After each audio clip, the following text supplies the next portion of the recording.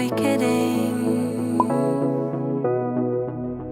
Привет, мои хорошие! Как у вас дела? В 2020 году, помимо пандемии, пожаров в Австралии, массовых катастроф по всему миру, на нас обрушилось интервальное голодание. Не знаю, как у вас, но лично у меня каждый второй знакомый уже практикует эту систему питания, и я каждый день продолжаю натыкаться на разные полезные статьи, комментарии разных ученых, экспертов. Особенно в этом контексте любят употреблять слова «британские ученые раскрыли секрет интервального голодания», «американские ученые сказали, что это секрет долголетия». И у меня возник вопрос. А эти британские и американские ученые вообще в курсе, сколько всего нового они открывают каждый день? По этому поводу я решила проверить все на себе, и 3 недели я буду питаться по системе интервального голодания. Кстати, намного больше моего питания, книг, которые я читаю, и просто вдохновения ты найдешь у меня в Инстаграме. Так что обязательно присоединяйся в нашу инста-семью. А я тем временем поднимаю все самые проверенные источники своего диетолога, тренера, и расскажу вам, что подразумевает собой это интервальное голодание.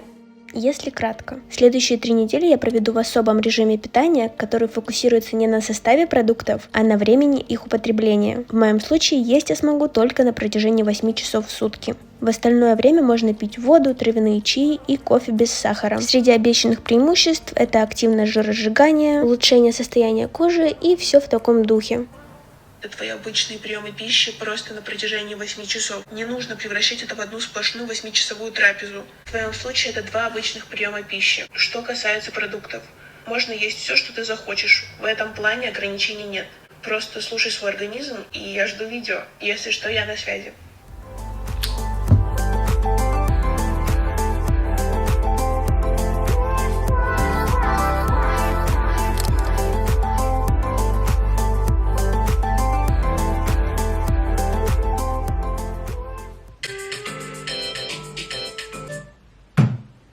В 8 утра.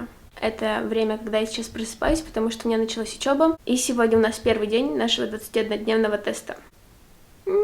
Ладно, я надеюсь, это будет несложно. Я выбрала себе систему 16/8, то есть 16 часов я голодаю и 8 часов ем. Где-то 2 моих обычных приема пищи, то есть завтрак и обед-ужин. Мне аж самое интересно, какой результат я получу в конце.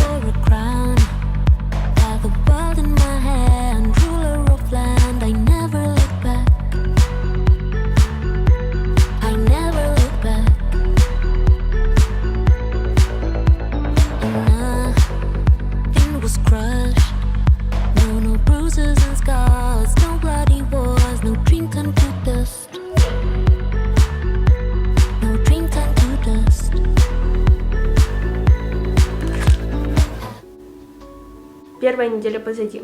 Что это такое? Что я поняла за эту неделю? Ключевую роль в ней играет вот этот вот интервал, когда вы едите, и который важно выбрать правильно, чего я, конечно же, не сделала. Я завтракаю сразу после пробуждения, то есть в 8 часов. Соответственно, последний прием пищи у меня где-то в 3-4. При том, что я ложусь спать сейчас около 12 часов ночи. Ну, в общем, я просто покажу, как прошел один такой вечер. В общем-то, я сделала очень тупую вещь, а если быть точнее, позавтракала в 8 часов утра, когда не особо хотела есть. И сейчас 7 часов вечера, мое пищевое окно закончилось где-то в часа 4, и я так хочу есть. Сейчас буду что-то придумывать. Гулять пойду, я не знаю, фильм какой-то посмотрю, книжку почитаю, порисую, в общем, нужно как-то себя отвлечь.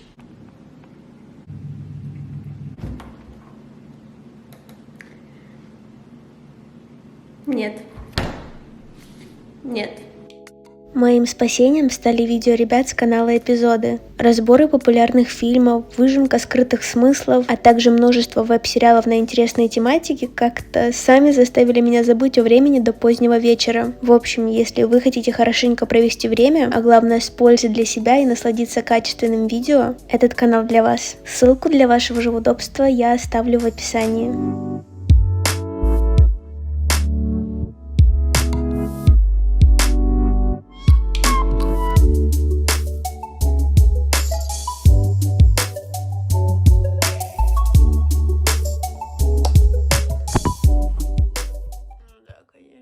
Сейчас где-то 2 часа ночи.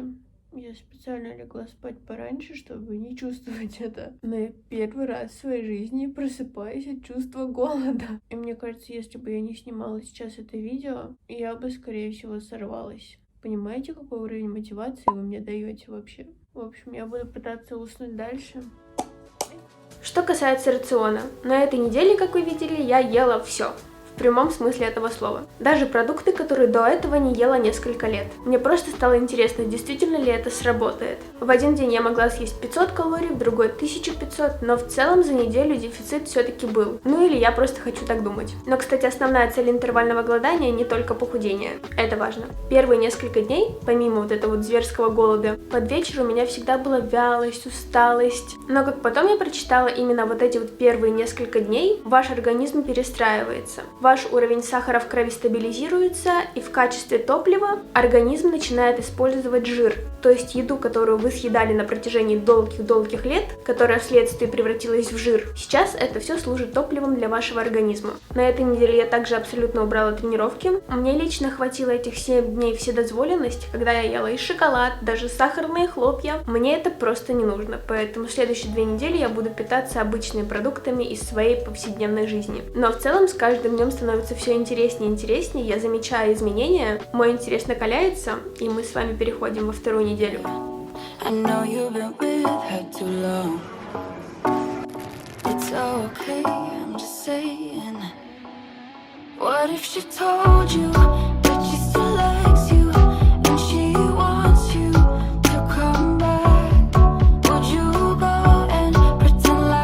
Знали бы вы, как мне сейчас хочется взвеситься и узнать хоть какой-то маленький результат, но я дождусь 3-й недели и сделаем это с вами вместе.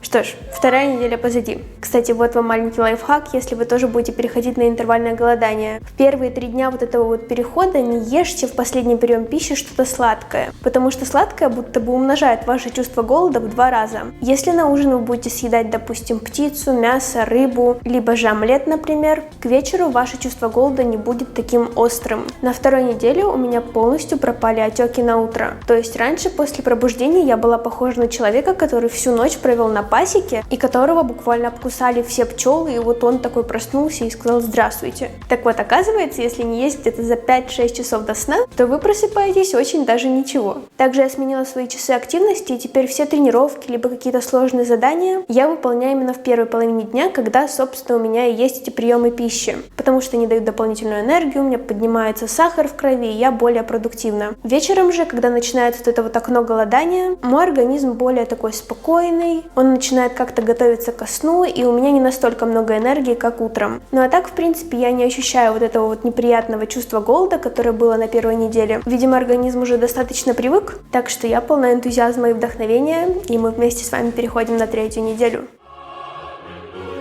Вместо завтрака у меня уже которую неделю кофе. Жду, пока начнется мое пищевое окно, и хочу сказать, что после этого эксперимента я, наверное, перейду полностью на американо, либо просто буду пить кофе без молока. Хорошего дня!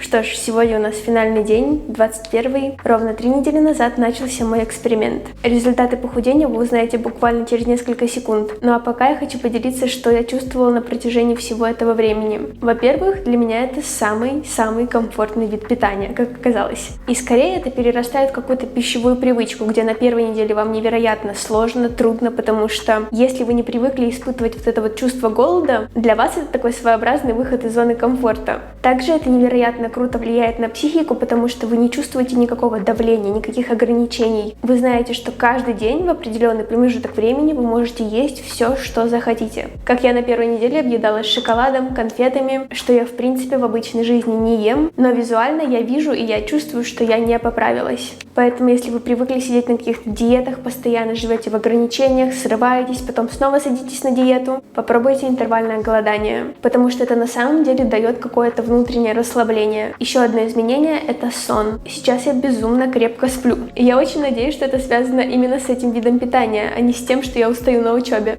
Надеюсь. Я очень быстро засыпаю и легко просыпаюсь. За 3 недели у меня прошли все высыпания, и даже когда у меня идут какие-то гормональные всплески, это теперь никак не отражается на моей коже. Это тоже такое существенное изменение, которое я заметила за 3 недели. Ну а теперь перейдем к моменту, который многие ждали все видео — взвешивание.